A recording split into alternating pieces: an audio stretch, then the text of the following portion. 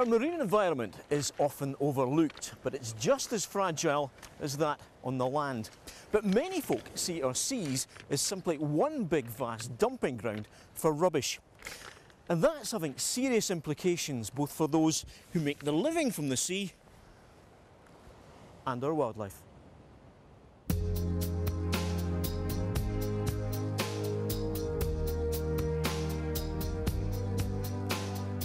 It's estimated that 20,000 tonnes of rubbish is dumped every year in the North Sea. Now, some of it comes ashore on the beach like this, but the rest stays on the seabed where it can be caught up in fishermen's nets.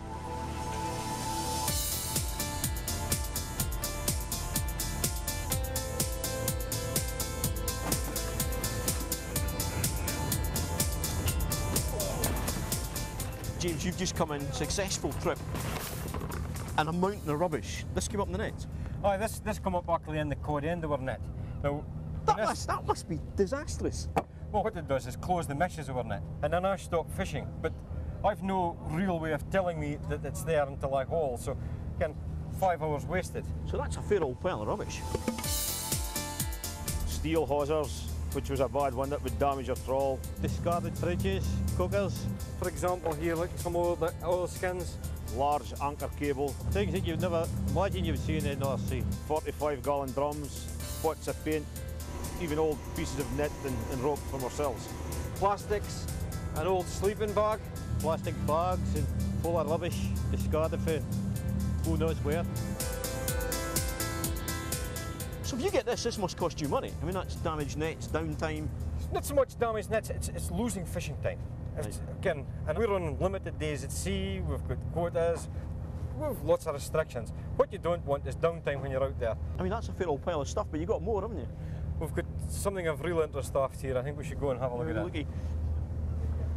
This came up the last haul last night, so the crewman told me to stop heaving the net drum, and then he shouted at mine, and I thought, oh, here we go again. And I thought he was funning, but I mean, looks like the remnants of an old mine to me. So. I would say so. You've got quite an impressive collection in there. This is a classic. This come up in the net. The question is, where's the guy who owns it? Is he still sleeping? The fishermen have begun to tackle the problem by signing up for a new project, the Fishing for Litter scheme. For a long time, obviously, the problem of marine litter has been known, but there's been a lack, apart from beach cleans, of practical solutions to the problem. Fishing for litter is just a practical way to engage the fishing industry in reducing marine litter.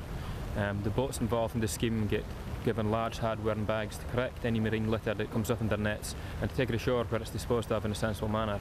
This is an incredible amount of rubbish. I mean, that's pretty typical. This is on an average trip.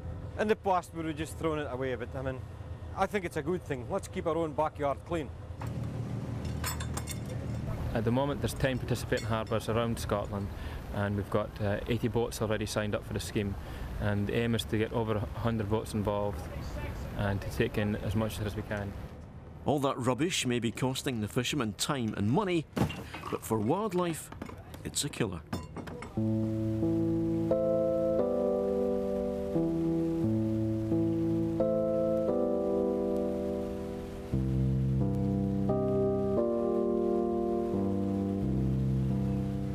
There's two big impacts of litter on wildlife.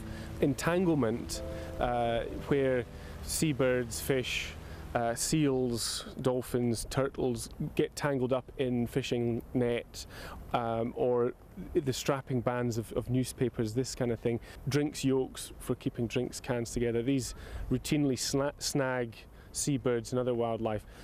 But the small pieces of plastic that the larger pieces break down into, these are mistaken for food, and that leads to the second big impact, which is ingestion.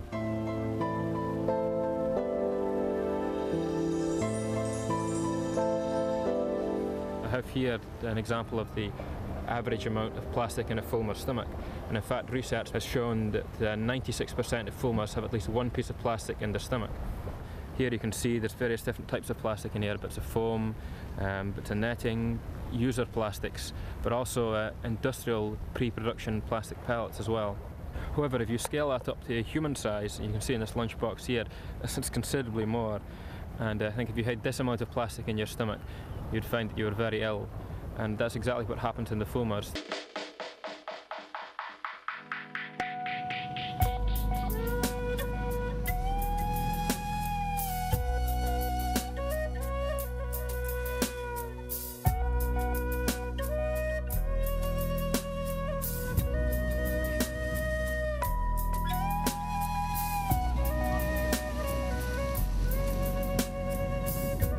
The litter that's washed ashore blights our beaches, and the stuff that floats endangers wildlife.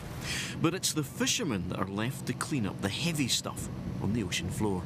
Whenever I seen the project, I thought it was a very good idea, because I know over the years the amount of rubbish that I've picked up, and I mean especially plastics, and it just doesn't disintegrate. So do we keep filling up the North Sea? I'm glad to say things are looking better. We don't pick up nearly so much debris. One of our things was we caught debris, we just dumped it back over the side and someone else picked it up. But now, with this responsible fishing scheme, I think we have to do our part for the environment. What about the fact that it's fishermen that are having to clean up and possibly not all their responsibility in the first place? Well, we're probably the ones that reap the benefit of the seabed, so it's in our best interest to make sure that seabed is clean and environmentally clean. So we're looking after our own future.